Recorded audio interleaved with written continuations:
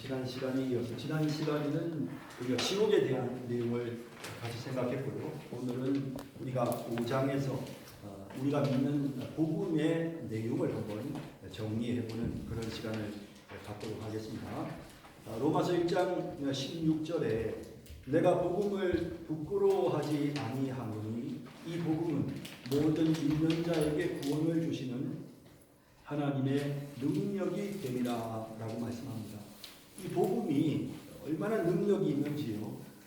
하나님께서 우리에게 구원을 주시는데 이 복음을 통해서 구원을 주시는 것입니다. 그래서 우리는 이 복음이 어떠한 내용인지를 정확하게 알고 있어야 되는데요. 복음은 우리에게 구원을 주시는 하나님의 능력입니다. 우리도 이 복음을 받아들임으로써 구원을 얻게 되었고 또 이 복음을 전함으로써 세상을 변화시킬 수 있는 것입니다. 복음은 세상을 변화시키는 그리스도인들의 무기입니다. 우리 그리스도인들에게는 이 복음을 전해야 할 의무가 있습니다. 우리는 복음을 언제 어디서나 누구에게든 전할 수 있도록 준비되어 있어야 합니다.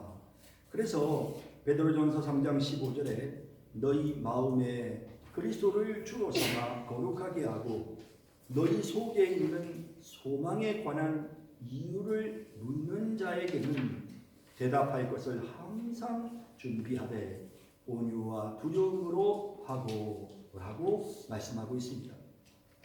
우리의 소망에 관한 이유를 묻는 사람들이 있죠.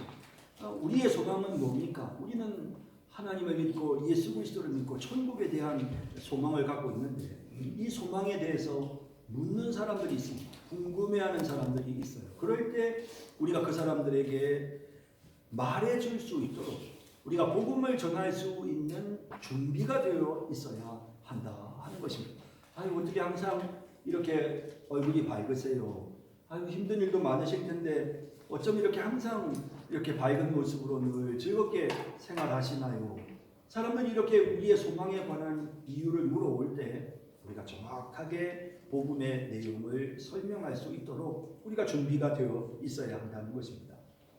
그러므로 우리는 전도자가 되기 위해 복음을 충분히 숙지해야 합니다. 이 과의 목적은 아직도 진정으로 복음을 받아들이지 못하는 사람들에게는 복음의 내용을 설명해서 복음을 받아들이게 하며 또한 전도자의 사명을 감당하기 원하는 사람에게는 구체적으로 전해야 할 복음의 내용을 숙지시키는 데 있습니다.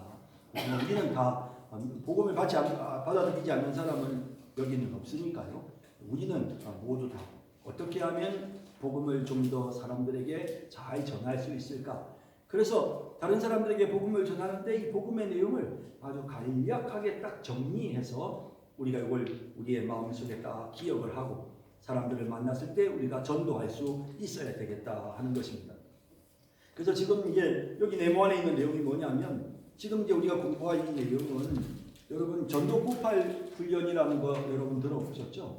그래서 전도 폭발 훈련이라고 하는 이 미국에서 개발한 그런 프로그램인데요. 다른 사람들에게 좀 복음을 좀 더 체계적으로 잘 전할 수 있는 그런 이 내용입니다. 그래서 그 전도 폭발 훈련에 나오는 그 핵심적인 내용을 이 시간에 같이 한번 공부를 해보도록 하겠습니다. 우리가 전도할 때 사람들에게 제일 먼저 접근하는 방법이 뭐냐면 이런 거죠. 만일 오늘 밤에 세상을 떠나신다면 천국에 갈 수 있으시겠어요? 어떠세요? 만약 내가 오늘 죽는다면 우리가 아직 지금 죽을 때는 안 됐지만 혹시 만약에 내가 죽는다면 천국에 가실 수 있으세요? 라고 물어보는 거죠. 그러면 사람들이 대부분 다 천국 갈 수 있겠어요? 이렇게 대답을 하겠죠. 그러면 그 다음에 그러면 선생님은 천국에 가려면 어떻게 해야 된다고 생각하시나요? 라고 우리가 물어보면 그러면 물론 착하고 선하게 살아야 되겠지요 라고 대답을 하겠죠. 이런 대답을 하고 난 다음에 우리가 이제 그 다음에 복음을 전하는데요. 자, 첫 번째가 뭐냐면 은혜입니다. 이 은혜란 말은 천국에 들어가는 것이 하나님의 은혜로 된다 하는 내용인데요. 그래서 다 누구나 다 착하게 살아야 천국에 갈 수 있다고 생각해요. 그런데 말입니다. 성경에서는 우리가 천국에 들어가는 이 영생은 하나님이 주시는 선물이라고 말씀합니다. 라고 이렇게 우리가 이제 전도를 시작하는 겁니다. 자, 천국에서 영원히 사는 영생은 어떻게 우리에게 주어집니까? 자, 로마서 6장 23절에 보면 죄의 삭은 사망이요 하나님의 은사는 그리스도 예수 우리 주 안에 있는 영생이니라 라는 말씀이 나오죠.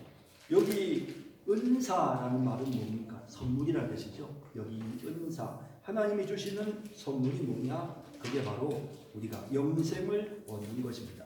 천국에 들어가는 게 그게 영생이잖아요. 우리가 천국에 들어가는 영원한 삶을 살게 되는 것은 그거는 하나님이 인간에게 주시는 선물입니다. 우리가 전도할 때 이거부터 먼저 이야기해야 된다는 겁니다. 뭐하네요? 천국은 값없이 주시는 선물입니다. 성경은 천국에서 영원히 사는 영생이 하나님의 선물이라고 밝히고 있습니다. 선물은 값없이 주고 받는 것입니다. 그렇죠. 선물은 그냥 값없이 주고 받는 것입니다. 그죠? 무슨 어떤 뭘 돈을 주고 자 선물입니다 라고 줬는데 얼마 드려야 됩니까? 10,000원입니다. 이렇게 하면 이건 선물 아니죠. 그죠? 그러니까 선물이라고 하는 것은 어떤 대가도 지불하지 않고 그냥 거저 주는 것이 바로 선물입니다. 그래서 천국은 영생을 얻는 것은 하나님께서 우리 인간에게 거저 주시는 선물입니다. 천국에 들어오너라.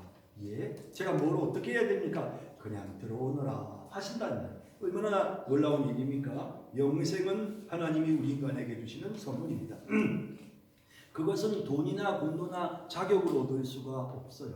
많은 사람들이 천국에 가려면 착하게 살아야 되겠죠 라는 말을 하는데, 그런데 성경은 우리가 무슨 공로를 쌓는다고 혹은 어떤 자격이 있다고 해서 천국에 들어가는 것이 아니라고 말씀합니다.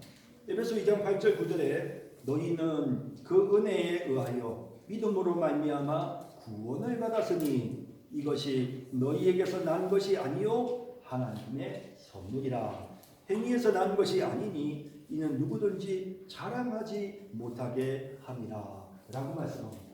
그래서 우리가 행위가 선하다고 해서 우리가 구원을 얻는 게 아닙니다. 구원은 하나님이 우리에게 주시는 선물입니다. 아무도 자랑할 수 없습니다.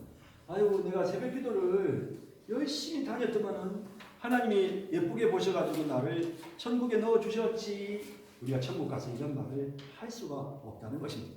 아유, 내가 수요일날 몸이 좀 피곤해도 꾹 참고 수요예배 참석했더니 하나님께서 나를 천국에 넣어주셨지. 이렇게 자랑할 수가 없다는 것이죠. 누구도 자랑할 수 없는. 그래서 천국에 들어가는 이 하나님의 영생은 우리에게 값없이 주시는 선물이다. 그죠? 그래서 우리의 행위로부터 우리 난 것이 아니고 이것은 전적인 하나님의 선물이다 라고 합니다. 자, 네모안에 있는 내용요. 선물은 값을 주고 살 수 없습니다. 그러므로 우리가 선한 행위를 했다거나 아니면 우리에게 어떤 자격이 있다고 해서 천국을 소유할 수 있는 것은 아닙니다. 영생은 하나님께서 우리에게 은혜를 베풀어 거저 주시는 선물입니다.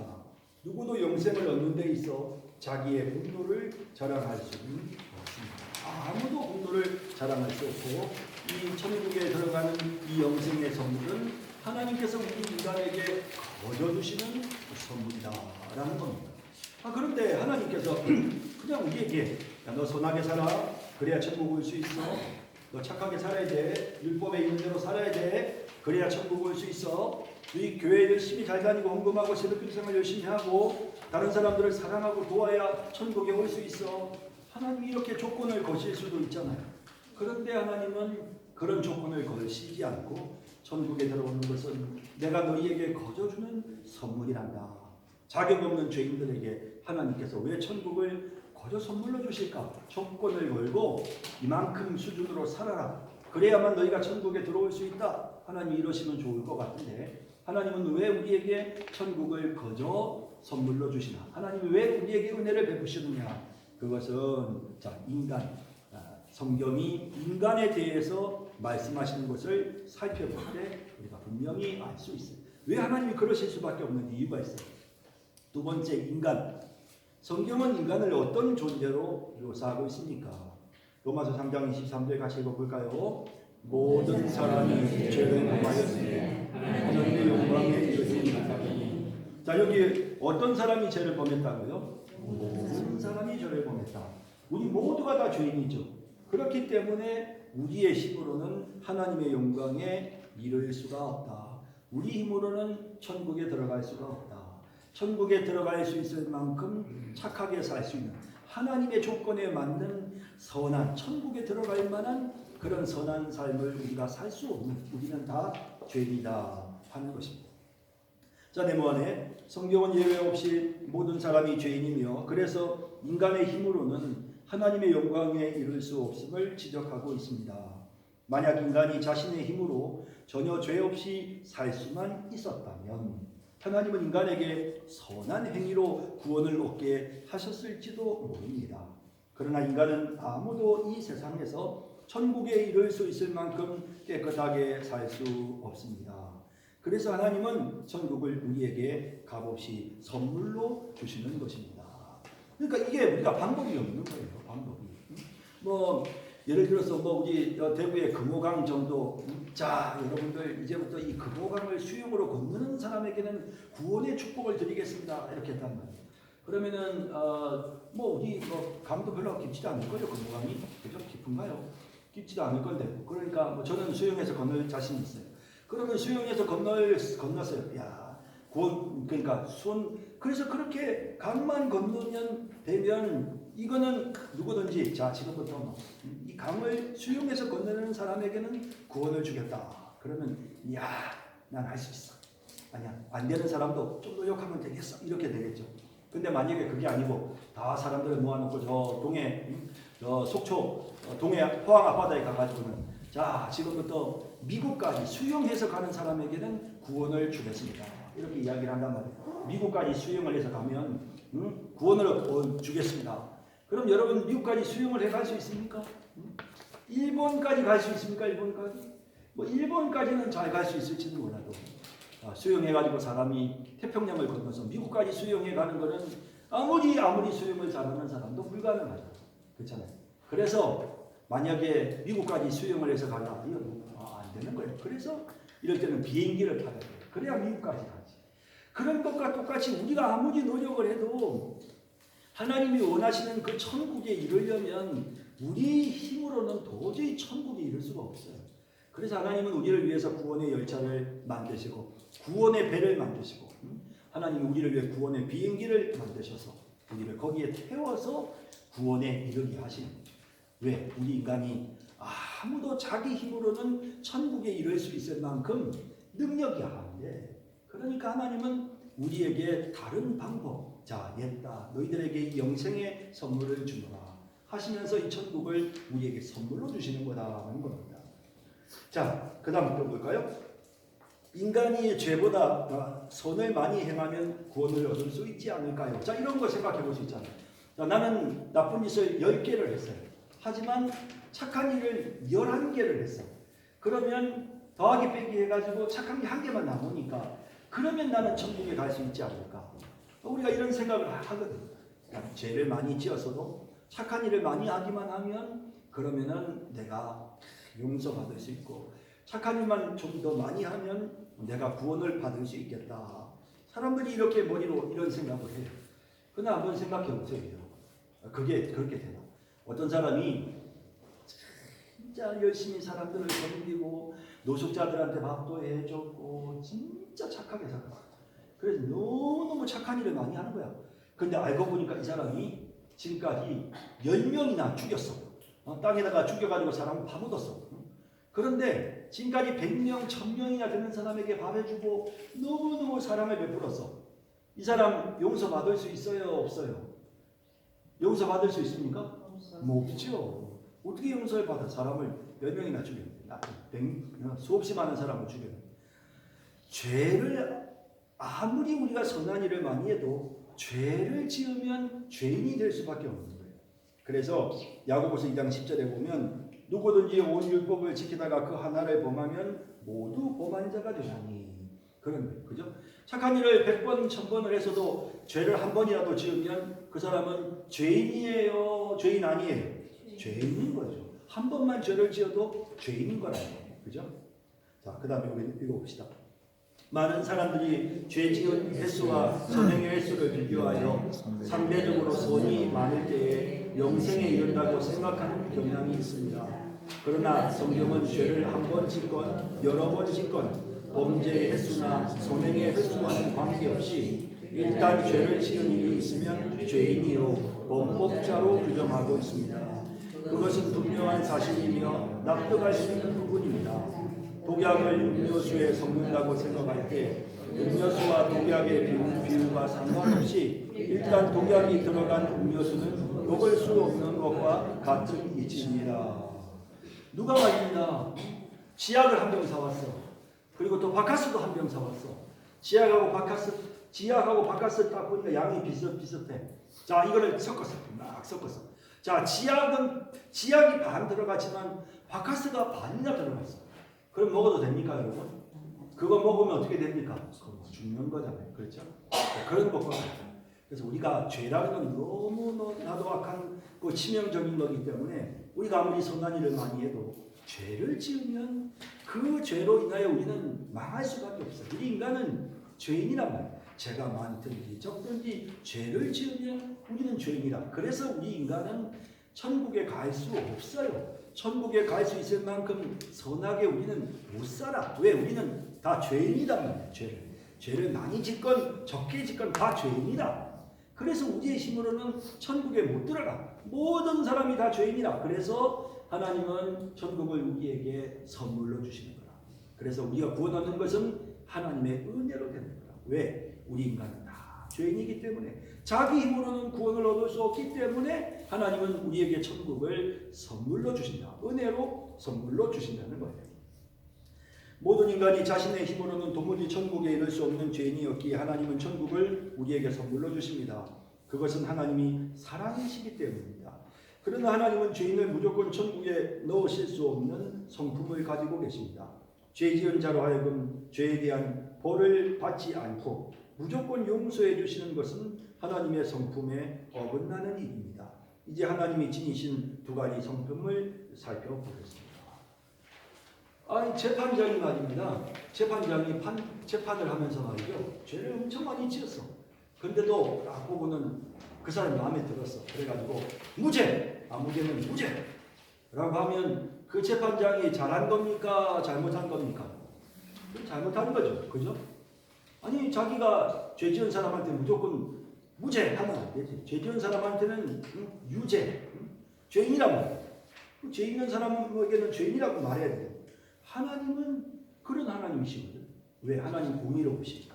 죄인들에게는 죄인이라 하시고 죄에 대한 벌을 주셔야 해. 그런데 하나님은 사랑이시고 그러니까 그 죄를 용서해 주고 싶어 하시니까 이게 참 어려운 거란 말이에요. 그죠? 자, 봅시다. 3. 하나님은 어떤 성품을 가지고 계십니까? 하나님의 두 가지 성품은 어떤 것입니까? 이 두 성품의 갈등으로 인해 하나님은 우리 인간을 구원하기 위해 어떤 조치를 취하셔야 했습니까? 출애굽기 34장 7절에 보면 인자를 천대까지 베풀며 악과 과실과 죄를 용서하리라. 그러나 벌을 면제하지는 아니하고 아버지의 악행을 자손 3, 4대까지 보응하리라. 하나님 얼마나 무서운 하나님이신지요. 하나님께서 벌을 면제하지 않는다. 심지어는 부모의 악행이 있으면 자녀들까지 그것으로 인하여 보응한다. 이게 뭡니까? 이 내용을 보면 얼마나 하나님께서 공의로우시고 무서운 하나님이신가 하는 걸 우리가 보게 되는 것이죠. 자, 또 봅시다. 요한복음 4장 8절. 사랑하지 아니하는 자는 하나님을 알지 못하나니 이는 하나님은 사랑이십니다. 근데 하나님은 또 보면 사랑이라고도 한다면 하나님은 공의로우시니까 죄인들은 무조건 벌을 주셔야만 돼. 왜? 공의로운 재판장은 죄인에게는 벌을 줘야 된다니까. 죄인을 무조건 덮어놓고 용서해 주면 그게 무슨 공의로운 재판장이에요? 나쁜 재판장. 그런데 하나님은 사랑이시니까 우리의 죄를 덮어주시고 용서해 주고 싶은 거예요. 이 영생을 우리에게 선물로 주고 싶어 하세요. 우리 인간의 힘으로는 이 영생을 받을 수가 없으니까 하나님이 우리에게 이 영생을 거저 주고 싶어 하시는데 문제는 하나님이 공의로우신 하나님이니까 반드시 우리가 지은 죄값을 치르게 해야만 된단 말이에요. 자, 곧 네모 안에 있는 내용 제가 읽어볼게요. 하나님은 사랑이십니다. 그러므로 우리를 벌하시는 것을 원치 않으십니다. 그러나 그는 또한 의로우십니다. 그러므로 우리가 지은 죄에 대하여는 반드시 벌하셔야만 합니다. 하나님의 사랑은 조건이 없는 사랑이지만 공의로운 재판장이신 하나님께서 무조건 모든 죄인을 용서하여 죄의 대가를 지불함이 없이 천국에 들어가게 하실 수는 없습니다. 절대로 못합니다. 하나님도 죄인을 무조건 천국에 집어넣으실 수는 없어요. 왜? 공의로우신 분이니까. 그래서 하나님은 인간의 죄에 대한 대가를 지불케 하기 위하여 이 세상에 예수 그리스도를 보내셨습니다. 얼마나 참 은혜로운 일입니까? 인간의 죄의 문제를 해결하기 위해서 죄의 대가를 지불케 하기 위해 이 세상에 예수 그리스도를 보내셨습니다. 자, 그리스도는 어떤 분입니까? 예수님은 어떤 분이십니까? 빌립보서 2장 6절 7절 같이 읽어봅니다. 그는 근본 하나님의 본체시나 하나님과 동등됨을 취할 것으로 여기지 아니하시고 오히려 자기를 비워 종의 형체를 가지사 사람들과 같이 계셨고, 예수님은 원래 하나님이셨는데 자기를 비워서 사람이 되신 분이 바로 예수님이죠. 예수님은 하나님이시면서도 사람입니다. 그죠? 하나님이시기 때문에 죄가 없으셔요. 죄가 없으시니까 우리의 죄를 용서해 주실 수 있어요. 그러나 예수님은 사람일 수밖에 없어요. 왜냐하면 사람이 아니면 우리를 대신해서 죽을 수가 없어요. 그죠? 우리의 죄값을 치루어서 속죄의 제물이 되어 죽어주시려면 예수님은 사람이셔야만 해요. 그래서 예수님은 하나님이시면서도 또 사람이시죠. 참 얼마나 놀라운 일입니까? 이렇게 예수님은 이 땅에 하나님이시면서 인간의 모습으로 이 땅에 오셨어요. 자, 그러면 그분이 이 땅에 오셔서 하신 일은 무엇입니까? 사도행전 53장 6절 이사야 53장 6절 같이 있습니다. 우리는 다 양 같아서 그렇게 가요 각기 제 길로 가거늘 여호와께서는 우리 모두의 죄악을 그에게 담당시키셨다. 우리 모두의 죄악을 예수님에게 담당시키셨다. 그죠? 보라, 세상 죄를 지고 가는 하나님의 어린 양이로다. 예수님이 우리의 죄를 짊어지고 그리고 예수님이 대신해서 죽어주셨다. 그렇게 하기 위해서 예수님이 이 땅에 오신 것입니다. 베드로전서 3장 18절도 같이 있습니다. 그리스도께서도 단번에 죄를 위하여 주소서 의인으로서 불의한 자를 대신하셨으니 이는 우리를 하나님 앞으로 인도하려 하시니라. 육체로는 죽임을 당하시고 영으로는 살리심을 받으셨으니, 예수님께서 의인이시지만 불의한 자인 우리를 대신하셨어요. 그죠? 그래서 죄를 위하여 죽어주신 거죠. 우리를 대신해서 죽어주셨어요.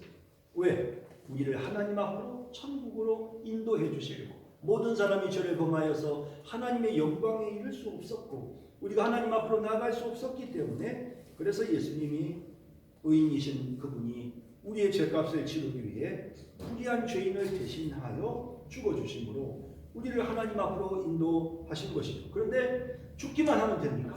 죽기만 하면 안 되죠. 제가 말씀드렸잖아요. 반드시 살아나야 된다. 그죠? 죽어서 다시 살아나야만, 그래야만 우리 죄가 다 해결됐구나, 우리의 죄가 다 용서됐다는 것을 우리가 확인할 수 있는 것이죠. 그죠? 그래서 예수님은 이렇게 우리를 위해서 죽으시고 또한 부활하셨습니다. 그렇게 함으로써 우리의 죄의 문제를 근본적으로 해결해 주셨다. 얼마나 참 은혜로운 사건입니까? 우리의 죄를 다 해결해 주셨다. 그래서 우리가 이제 천국에 갈 수 있게 된 거죠. 자, 네모 안에 있는 내용 같이 있습니다. 예수님은 십자가에서 우리의 죄를 대신 지시고 우리의 죄값을 완전히 치러 주셨습니다. 인간을 죄로부터 구원하여 영생을 얻도록 하기 위하여 인간이 지은 모든 죄에 대한 벌을 대신 받으셨던 것입니다. 이렇게 하심으로써 하나님께서 우리에게 천국을 선물로 주시는 데 있어서 모든 자기의 욕을 제거하셨습니다. 예수님이 모든 사람이 범한 죄에 대한 벌을 대신 받으실 수 있는 이유는 예수님만이 죄 없는 분이시기 때문입니다. 그러니까 그 하나님이 살아계신데 우리를 천국에다 넣어 주시려고 하는데 우리가 다 죄가 많은데, 자, 무조건 다 천국으로 들어오세요. 자, 이 천국은 거룩한 죄 없는 사람들이 들어오는 천국이니까 다 들어오세요. 근데 사탄이 옆에서 말이죠. 아이고 하나님 이 사람 죄 많아요. 이 사람 죄 얼마나 많은데 천국에 들어가요? 못 들어가요 할 때 그때 예수님께서 죄 없으신 예수님이 이 죄를 씻어 주셨느니라. 예수님이 다 그 죄를 용서하셨느니라. 그래서 우리 같은 죄인들이 이제 하나님 나라 천국에 들어갈 수 있게 됐다는 것이죠. 자, 다섯 번째 믿음. 자, 이제 예수 그리스도의 죽음으로 인간의 모든 죄값이 지불되었고 이로써 천국의 선물이 하나님께로부터 우리에게 주어질 수 있게 되었습니다. 그렇다면 우리가 천국에서 영생하는 이 하나님의 선물을 받는 방법은 무엇입니까? 자, 한번 생각해 보십시다. 우리 김조선 권사님을 제가 데리고 롯데백화점에 갔어요. 롯데백화점에 가가지고 권사님 다이아 반지 멋지죠 이거 1,000,000원짜리 반지예요. 그런데 권사님 제가 이 권사님께 이걸 선물로 드릴게요. 그러는 거예요. 그리고 선물로 준다고 하면은 김서준 권사님이 받겠어요? 안 받겠죠, 그죠? 이거 뭐 목사님 이거 나 돈도 없는데 나보고 지금 돈 내라는 거 아니에요? 나 이거 필요 없어요. 나 다이아 반지 필요 없어요. 막 그러면서 이거 뭐 돈 내라고 할까 봐서 막 벌벌 떨 거 아니에요, 그죠? 그럴 때 염려하지 마세요. 제가 지불할게요. 하면서 제가 이제 돈을 줬어요. 자, 돈을 주고 이렇게 값을 지불했어요. 그러면 권사님이 이제 뭐 하면 돼요? 권사님은 그냥 받으면 돼. 그죠? 물론 고맙겠지. 얼마나 감사하겠어요. 그죠? 목사님 감사해요. 정말 고마워요. 진짜 고마워. 목사님 사랑해요. 감사해요. 하면서 받겠죠. 그죠? 그리고 그냥 받으면 되는 거야. 그죠? 여러분, 믿음이라는 것은 바로 이런 거예요. 하나님께서 우리를 위해서 영생의 선물을 만드셨어요. 영생의 선물을 주셔서 야, 이 영생의 선물 받아라. 저 어떻게 받으면 이 영생의 선물을 받으면 죄 하나도 안 짓고 살아야 되는데 저 죄 많아요. 저 아무리 노력해도 제 힘으로는 죄 하나도 안 짓고 못 살아요. 근데 뭐 영생의 선물을 제가 무슨 제조로 받아요? 저 못 받아요. 받을 능력이 안 돼요. 두려워하지 마라. 내가 값을 다 지불했노라. 죄 없는 예수님이 너의 죄를 대신해서 십자가에 못 박혀서 죄값을 다 용서하고 이 영생의 선물을 네가 받을 수 있도록 다 준비했으니까 받기만 해라. 아유 감사해요. 정말 고맙습니다. 감사합니다. 라고 받는 것. 그게 바로 믿음이다. 네? 그게 바로 믿음이다. 내가 1,000,000원짜리 다이아 반지를 김선영 권사님한테 가서 계산을 다 했어. 그래가지고 권사님 이거 정말 소중하고 귀한 거예요. 라고 줬어. 그랬더니 김선영 권사님 에이 이거 보니까 가짜네. 이거 무슨 뭐 이게 진짜가 아니고 가짜리 싸구려 1,000원짜리를 갖다가 나한테 지금 거짓말을 속여가지고 나 이런 거 필요 없어요. 집어 던져버리면 그걸 못 받는 거예요. 그죠? 어떤 사람들은 정말 하나님께서 우리를 위해서 이 영생의 선물을 마련해 놓으셔서 에이 무슨 영생 없기는 사람 죽으면 끝나지 뭐 영생이 뭐가 무슨 뭐 영생 그 필요 없어요. 나는 그런 거 그딴 거 다 필요 없어요. 예수님이 십자가에 못 박혀 죽으셔서 그 값을 치러서 정말 선생님을 천국에 넣으실 수 있도록 영생의 선물을 준비해 주셨답니다. 나는 필요 없어 그런 거. 안 믿으면 안 받아들면 어째 할 수 없는 거예요. 그런데 믿음이란 건 뭐냐면 정말 하나님께서 나를 위해 이 영생의 선물을 마련해 주셨다는 것을 정말 감사해요. 웬 사랑이며 웬 은혜입니까? 나는 자격 없는 죄인인데 예수님이 나를 위해 죽어서 이 죄인을 천국에 넣어주시려고 영생의 선물을 준비해 주셨으니 감사해요. 정말 감사해요. 내가 이 은혜 잊지 않을게요. 감사해요. 하면서 그거를 감사하는 마음으로 받아들이는 것이 그게 바로 믿음이란 말이에요. 아시겠어요? 그래서 믿음이란 바로 이런 거예요. 하나님의 선물을 받는 방법은 믿음. 요한복음 1장 12절 같이 있습니다.